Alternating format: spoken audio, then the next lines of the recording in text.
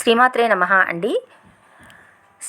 సుబ్రహ్మణ్య షష్ఠి అంటే స్కంద షష్ఠి ఏ రోజు అని చిన్న సందేహం కలుగుతుంది. అంటే శుక్రవారమా, శనివారమా? అంటే 6వ తారీఖు, డిసెంబర్ 6వ తారీఖా, 7వ తారీఖా?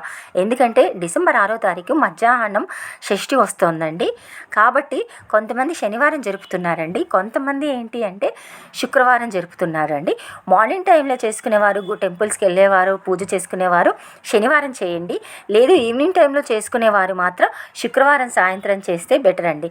కానీ పంచాంగరీత్యా మన హిందూ ధర్మం ప్రకారం చూసినట్టయితే సూర్యుడు ఉదయించే టైంకి ఏ తిథైతే పాటిస్తామో ఆ తిథే మనకి ఆ రోజంతా లెక్కలోకి వస్తుంది. కాబట్టి శనివారం సుబ్రహ్మణ్య షష్ఠి చాలామంది పాటిస్తున్నారు. ఆ రోజు సుబ్రహ్మణ్య స్వామి కళ్యాణం కూడా జరుగుతుంది.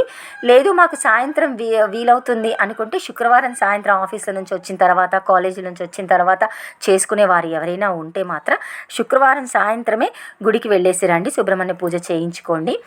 లేదు అనుకుంటే శనివారం ప్రొద్దుటైనా పర్వాలేదు, చేయించుకోవచ్చు.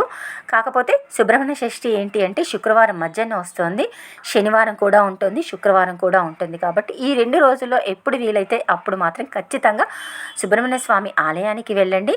సుబ్రహ్మణ్య స్వామి అభిషేకము, వీలైతే కళ్యాణం కూడా చూడండి. ఇలా కళ్యాణం చూడడం వల్ల కళ్యాణం కాని వారికి తొందరగా కళ్యాణం అవుతుంది. ఇంకోటి, సుబ్రహ్మణ్య స్వామికి పాలాభిషేకం చేసి పూజించటం వల్ల, ఇంకొకటి నైవేద్యం పెట్టడం వల్ల సంతానం లేని వారికి తొందరగా సంతానం అవుతుంది.